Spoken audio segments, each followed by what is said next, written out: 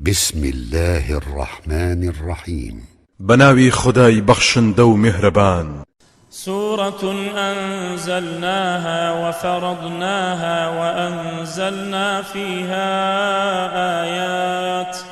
وأنزلنا فيها آيات بينات لعلكم تذكرون. اما سورتێکی گرنگە ئێمە دامان بەزاندووە، هەندێک شتمان تیا فەرز کردووە، چەندەها ئاەت و فەرمانیاشکرامان لە توێیدا دابەزاندووە بۆ ئەوەی یاداوەری وەربگرن و تێفکرن. الزانية والزاني فاجلدوا كل واحد منهما 100 جلدة ولا تأخذكم بهما رأفة في دين الله إن كنتم تؤمنون بالله واليوم الآخر وليشهد عذابهما طائفة من المؤمنين. صدقام چی لا هەر یەک لە ئافرەت و پیاوی زیناکەر بوەشێنن بەزەیی نەتانگرێت لە بەجێهێنانی فەرمانی خوادا بۆیان. ئەگەر ئێوە باوەڕتان بە خوددا و بە ڕۆژی دوایی هێناوە با دەستەیەکیش لە ئیمانداران ئامادەی سزاکەیان بن. الزاني لا ينكح إلا زانية أو مشركة والزانية لا ينكحها إلا زان أو مشرك وحرم ذلك على المؤمنين. پیاوی زیناکەر تەنها ئافرەتی زیناکەر یاخود مشریک مارە دەکات. ئافرەتی زیناکەریش تەنها پیاوی زیناکەر یاخود مشریک مارەی دەکات. هاوسەرێتی پیاوان و ئافرەتانێک کە بەردەوامن لەسەر زینا ئەوە لەسەر ئیمانداران حرام کراوە. والذين يرمون المحصنات ثم لم يأتوا ب4 شهداء فاجلدوهم 80 جلدة ولا تقبلوا لهم شهادة أبدا وأولئك هم الفاسقون. وانەی کە بوختان دەکەن بۆ ئافرەتانی داوێن پاک و خاوەن مێرد پاشان ناتوانن 4 کەسیش بە شایەت بهێنن، ئەوانە 8 قامچیان لێ بدەن و هەرگیز شایەتیان لێ وەرمەگرن، ئەوانە لە ڕیزی تاوانبار و لە سنوور دەرچوو یاخیەکاندان. إلا الذين تابوا من بعد ذلك وأصلحوا فإن الله غفور رحيم. جگەلەوانەی کە تەوبەی ڕاستەقینەیان کردووە دوای تەمێکردنەکەیان چاکسازی خۆشیان کردووە، ئەوە بێگومان خوددا بەنسبەت ئەو جۆرە کەسانەوە لێ خۆش بوو میهرەبانە. والذين يرمون أزواجهم ولم يكن لهم شهداء إلا أنفسهم فشهادة أحدهم 4 شهادات بالله إنه لمن الصادقين. ئەوانەی کە تۆمەتی زینا دەدەنە پاڵ هاوسەرەکانیان هیچ شایەتێکیشیان نییە جگەل لە خۆیان، شایەتی ئەو جۆرە کەسانە بەوە دەبێت کە 4 جار سوێن بە خوددا بخوات کە بێگومان لە ڕاستگۆیانە بە چاوی خۆی تاوانەکەی بینیوە. والخامسة أن لعنة الله عليه إن كان من الكاذبين. پێنجەم جاریش بڵێت بەڕاستی نەفرینی خۆی لەسرە ئەگەر بوختان چی بێت لە درۆزنان بێت. ويدرأ عنها العذاب أن تشهد 4 شهادات بالله إنه لمن الكاذبين. لایەشی تریشەوە سزا لەسەر ژنەکە لا دەبرێت کاتێک کە 4 جار سوێن بە خوددا بخوات کە مێردەکەی درۆ دەکات و بوختانی بۆ هەڵدەبەستێت. الخامسة أن غضب الله عليها إن كان من الصادقين ولولا فضل الله عليكم ورحمته وأن الله تواب حكيم. پێنجەم جار ژنەکە دەڵێت کە خەشم و قینی خودای لەسرە ئەگەر مێردەکەی ڕاز بکات، خۆ ئەگەر فەزڵ و بەهرەی خوددا و ڕەحمەت و میهرەبانی ئەو نەبێت لەسەرتان تووشی کێشەی زۆر دەبن. بەڕاستی خوددا تەوبە وەرگر و دانایە ئەگەر تەوبەی ڕاستەقینە بکەن.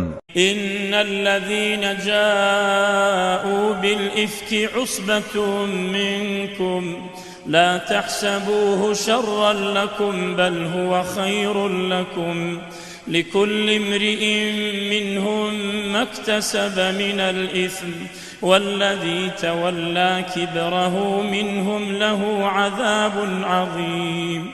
لێرەوە قورئان دەربارەی ئەو بوختانە دەدوێت کە بۆ حەزرەتی عایشە لەلایەن دووڕوەکانەوە هەڵبەسترا.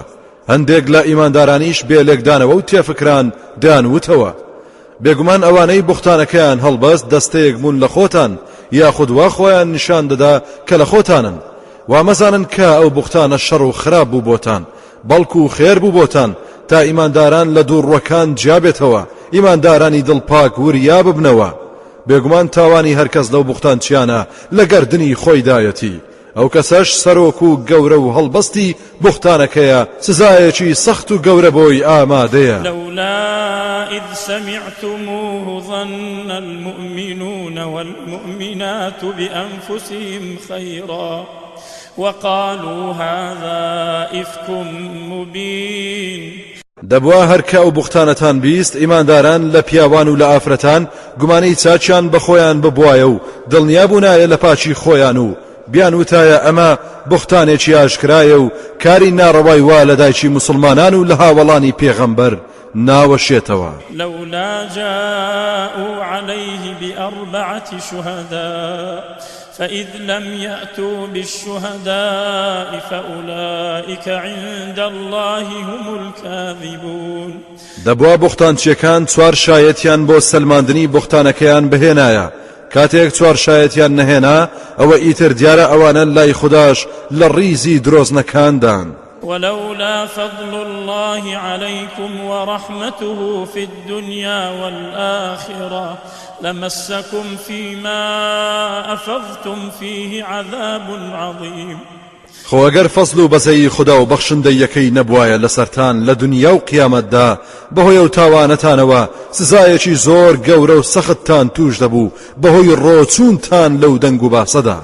إذ تلقونه بألسنتكم وتقولون بأفواهكم ما ليس لكم به علم وتحسبونه هينا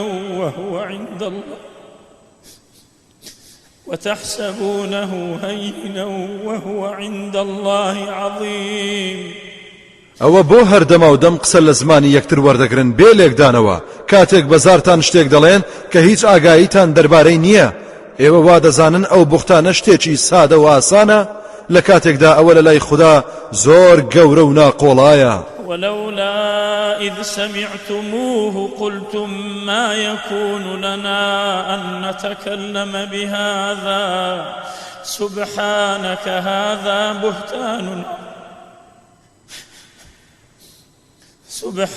هذا بهتان عظيم. دەبوا کاتێک گوێتان لەو بوختانە بوو بتان وتایە ئێمە بۆمان نییە قسەی وا بکەین پاچی و بێگەردی بۆ خوددا آخر ئەمە بوختانێکی زۆر گەورە و ناقۆڵایە کەی ئەوە لە دایکی ئیمانداران دەوەشێتەوە. يعظكم الله أن تعودوا لمثله أبدا إن كنتم مؤمنين. خدا ئامۆژگاریتان دەکات کە نەکەن هەرگیز شتی ئاوا دووبارە بکەنەوە گەر ئێوە ئیماندارن. ويبين الله لكم الآيات والله عليم حكيم. خدا ئاەت و فەرمان و ڕێنموویەکانی ڕوون دەکاتەوە بۆتان تا یەکتر لەکەدار نەکەن بێگومان خدا زانا و دانایە. إن الذين يحبون أن تشيع الفاحشة في الذين آمنوا لهم عذاب أليم في الدنيا والآخرة والله يعلم وأنتم لا تعلمون. ولولا فضل الله عليكم ورحمته وأن الله رؤوف رحيم. بەڕاستیەوانەی حەز دەکەن زینا و تاوان لەناو ئەوانەدا کە باوەڕیان هێناوە بڵاو ببێتەوە سزای پڕ ئێش و ئازار لەم جیهان و لەو جیهان بۆیان ئامادەیە و خدا خۆی چاک دەزانێت سەرنجامی زینا و شەڕوەڵپیسی بەرەو کوێ دەچێت ئێوە نایزانن. ئەگەر فەزل و میهرەبانی خودایی نەبوایە لەسەرتان بەو تۆمەت و بوختانەی کە هەڵبەسترا بۆ دایکی ئیمانداران تووشی بەڵایەکی سەخت دەبوون بەڵام دڵنیابن کە بەڕاستی خدا بەسۆز و میهرەبانە زوو تۆڵە ناسێنێ. يا أيها الذين آمنوا لا لا تتبعوا خطوات الشيطان ومن يتبع خطوات الشيطان فإنه يأمر بالفحشاء والمنكر ولولا فضل الله عليكم ورحمته ما زكى منكم من أحد أبدا ولكن الله يزكي من يشاء والله سميع عليم. أي ئەوانەی ئیمان و باوەڕتان هێناوە شوێنی هەنگاو و نەخشە و پیلانەکانی شەیتان مەکەون. هەرکەس شوێنی هەنگاو و نەخشە و پیلانی شەیتان بکەوێت زەرەر دەکات، چونکە بەڕاستی شەیتان هەمیشە فەرمان بەکار و کردەوەی خراپ و گوناه و تاوان و ناشرینی دەکات. ئەگەر فەزل و میهرەبانی خوددا نەبوایە لەسەرتان ئەوە هەرگیز کەستان پاک و پوختە و ڕزگار نەدەبوون لە دەست بوختانچیەکان یاخود بەتەوبە پاک نەدەبوونەوە. بەڵام خوددا هەر کەسێکی بێت و شایستە بێت پاک و پوختەی دەکات و لە گوناهەکانی دەبورێت. خودداش هەمیشە بیسەر و زانایە بەتەوبە و پەشیمانیتان و بەنیەتی دڵ و دەروونتان. ولا يأتل أولو الفضل منكم والسعة أن يؤتوا أولي القربى والمساكين والمهاجرين في سبيل الله وليعفوا وليصفحوا ألا تحبون أن يغفر الله لكم والله غفور رحيم. وانەی کە خاوەنی سامان و بەخشندەین لە ئێوە با سوێن نەخۆن کە یارمەتی خزمان و هەژاران و کۆچبەران لە پێناوی خوادا نەدەن لەبەر ئەوەی بەشدار بوون لە وتنی بوختانەکەدا. دەبات لێبور دەبن، دەبات چاوپۆشی بکەن مەگەر حەز ناکەن خوددا لێتان خۆش ببێت. خودداش هەمیشە لێخۆش بوو میهرەبانە. إن الذين يرمون المحصنات الغافلات المؤمنات لعنوا في الدنيا والآخرة ولهم عذاب عظيم. بەڕاستی ئەوانەی ئافرەتانی ئیمانداری پاک داوێن و خاوەن مێرد و بێ ئاگال لە گوناه تۆمەتبار دەکەن ئەوانە نەفرینیان لێکراوە لە دنیا و قیامەتدا و سزایەکی گەورە و سەخت ئامادەیە بۆیان لە تۆڵەی لەکەدارکردنی پاکاندا. يوم تشهد عليهم ألسنتهم وأيديهم وأرجلهم بما كانوا يعملون يومئذ يوفيهم الله دينهم الحق ويعلمون أن الله هو الحق المبين. لروجێکدا کە زمان و دەست و قاچیان لێیان دەبێتە شایەتێکی گۆیا لە بەرامبەر ئەو کردەوانەوە کە ئەنجامیان دەدا و ئەو بوختانانەی کە دەیان کرد. ئەو ڕۆژە خوددا بە گوێرەی کار و کردەوە و ئیمان و باوەڕی حەقیقیان پاداشتیان دەداتەوە.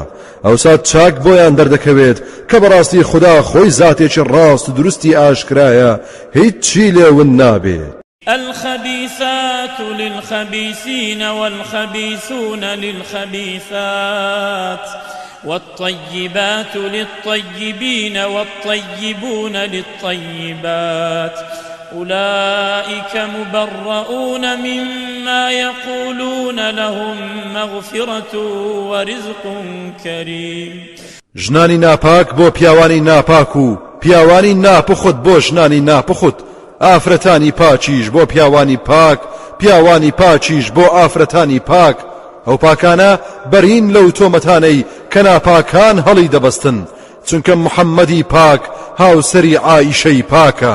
بۆ ئەو چاکانە لێخۆش بوون و ڕزق و ڕۆزی بە نرخ ئامادەیە. يا أيها الذين آمنوا لا تدخلوا بيوتا غير بيوتكم حتى تستأنسوا وتسلموا على أهلها ذلكم خير لكم لعلكم تذكرون. ئەوانەی باوەڕتان هێناوە مەچنە هیچ ماڵێکی تر جگەل لە ماڵەکانی خۆتان هەتا کارێک نەکەن کە ئەوان ئاگادار بن وەکو زەنگ لێدان یا لە دەرگادان. پاشان کەمەڵە دران سەلام بکەن لە خەڵکی ماڵەکە. ئەوە چاکترە بۆتان و بەو شێوەیە ڕەفتار بکەن.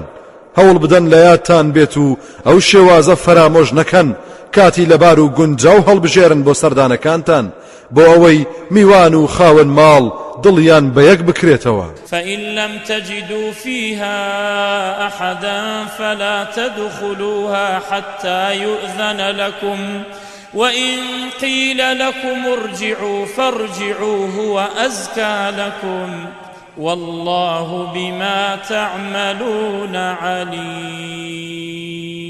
جاگەر کەستان نەبینی تیایدا یاخود هەستان کرد کەس لە ماڵ نییە مەچنە ژوورەوە هەتا مۆڵەت نەدرێن. ئەگەر پێتان وترا بگەڕێنەوە کاتمان نییە یا کارمان هەیە بگەڕێنەوە بەبێ دڵگرانی ئەوە چاکترە بۆتان چاچیش بزانن خدا زانایە بە هەموو